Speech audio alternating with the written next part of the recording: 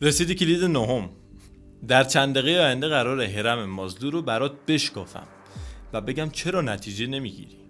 پس سر نخو بگیر و با من همراه باش، چون داریم میرسیم به گنج قارون. سلام زیرسی. آقا 100 باری کلا به تو که رسیدی کلید نهم گنج قارون.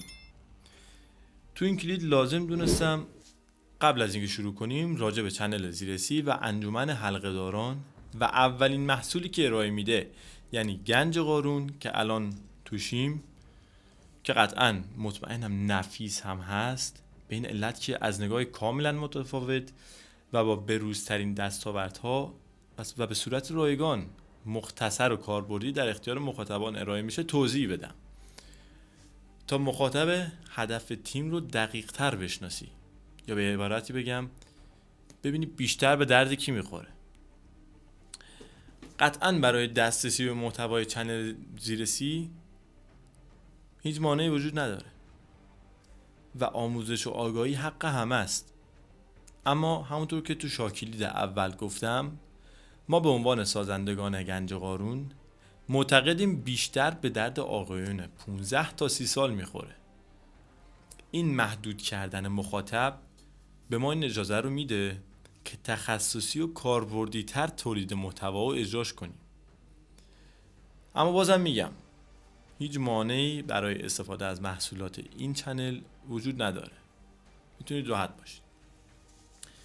یه توضیحی هم بدم برای درک بهتر نقشه گنج قارون. این مجموعه همونطور که فکر کنم تا الان فهمیدید زنجیروار کنار هم چیده شده و لازمه که همه کلیدها رو مشاهده کنید تا اون اثر مد نظر رو بذاره. پس برنامه بریز. ببین هر هفته یه قسمت چند دقیقه‌ای که میتونه تغییر خوبی برای سال 1403 تو باشه پخش میشه.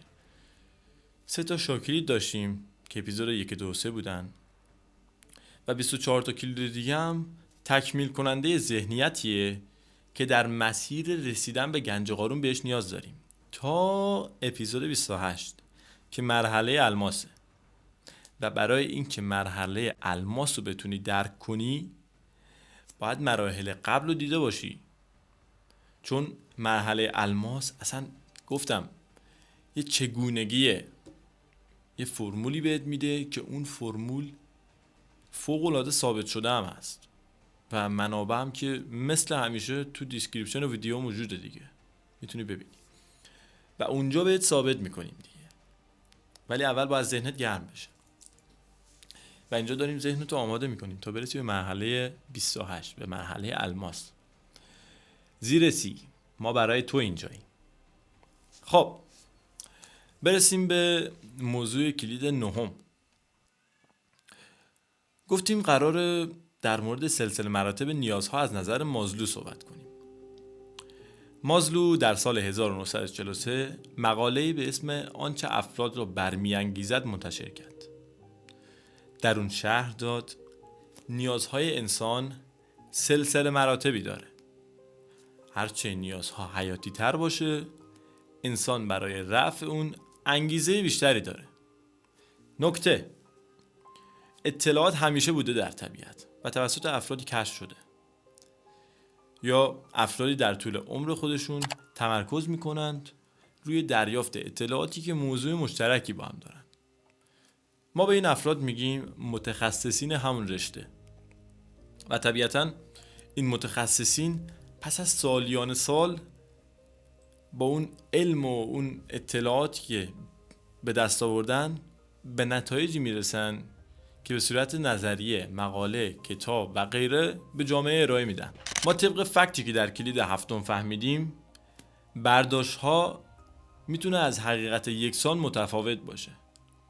برای همینه که هیچ نظریه و هیچ برداشتی نیست که مطلقاً درست باشه و درستی و غلطی اونا نسبیه و همیشه هم یه نقدی بر اونا وارده، اما میتونه یه تصویر کلی خوبی به ما در مسیر رسیدن به گنج قارون بده. اینو گفتم که یه خورده اون تفکر انتقادی تو قلقلک بدم. مازلو سلسله مراتبی از نیازهای ارائه داد که بعدها به شکل هرمی منتشر شد. هرمی که عموماً 5 سطر داره و 2 سطح اول از پایین به نیازهای کمبود معروفه که اگه به اونا پاسخ داده نشه میشه گفت انسان از نظر جسمی آسیب میبینه، مثل نخوردن غذا. و اگه 3 سطح نیاز بالایی برآورده نشه فرد احساس کمبود درونی و ناراحتی و نارضایتی در زندگی رو تجربه میکنه. خب بریم که هر سطح رو جداگونه بشکافیم. سطح اول سطح زیستیه.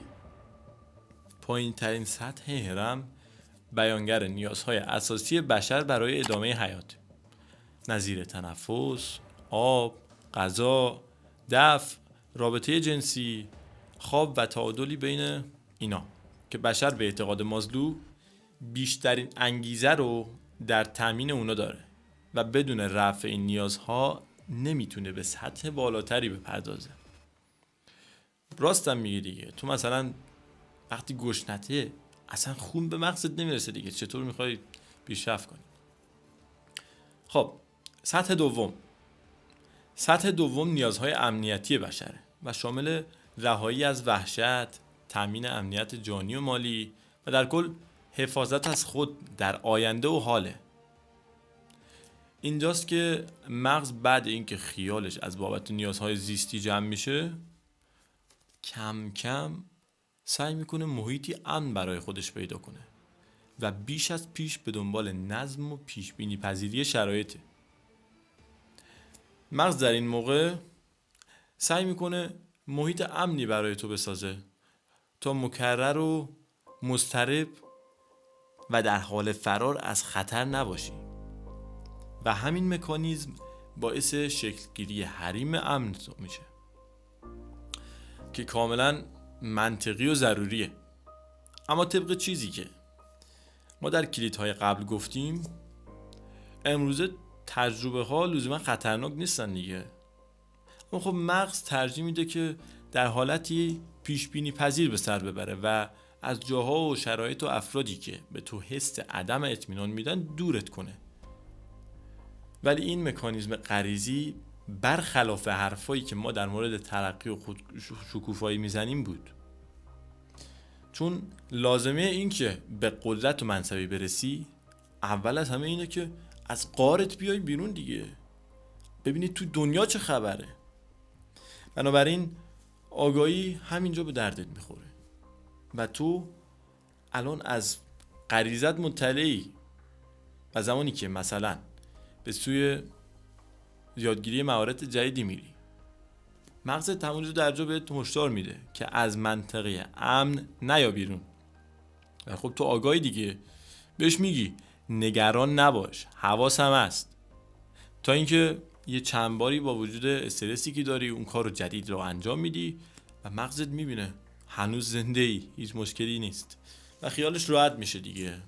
حالا اون کار جدید هم شده جزئی از منطقه امنت. اما یه نقد کوچولو، اینکه مثلا 2-3 ساعت تشنه ای اما نرفتی سراغ آب، بعد یهو زلزله میاد، تو هم فوراً بدو بدون که فکر کنی دیگه مکانو ترک میکنی، چون انگیزه فرار از خطر بیشتر بوده.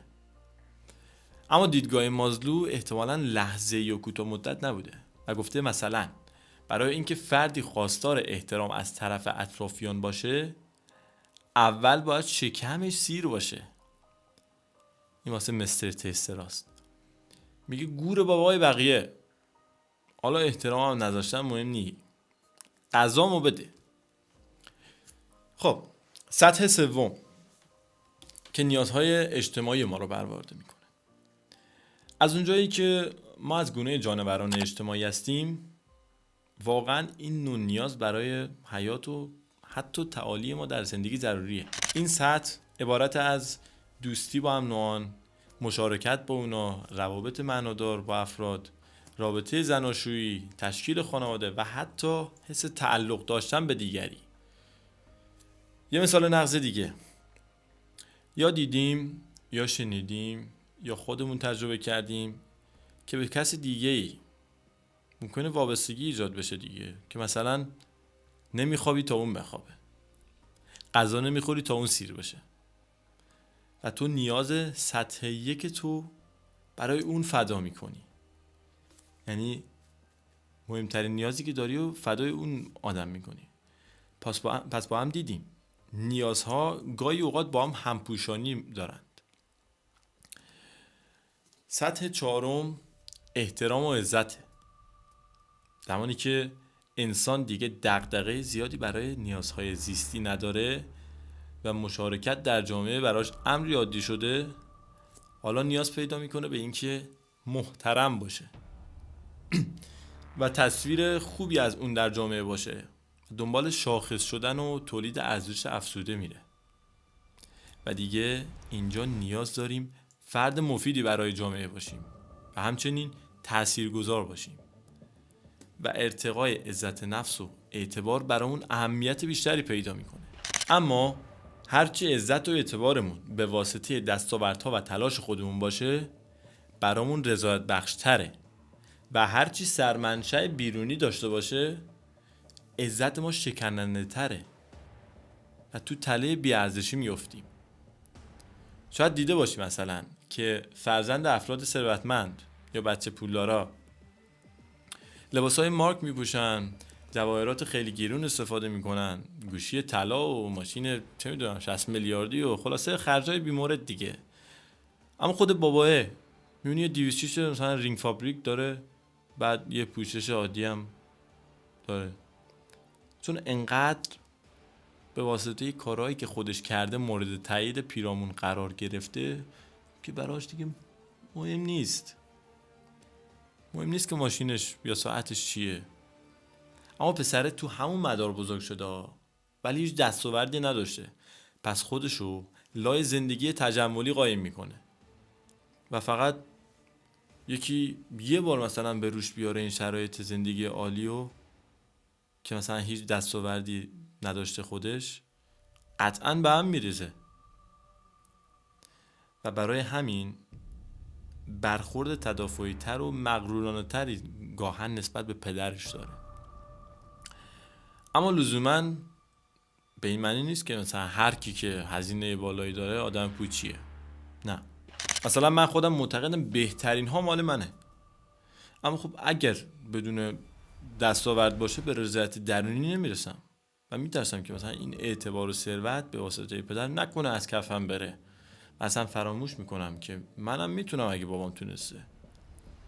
برای همینه که در اکثر موارد بچه پولدارا دستاورد خاصی ندارن.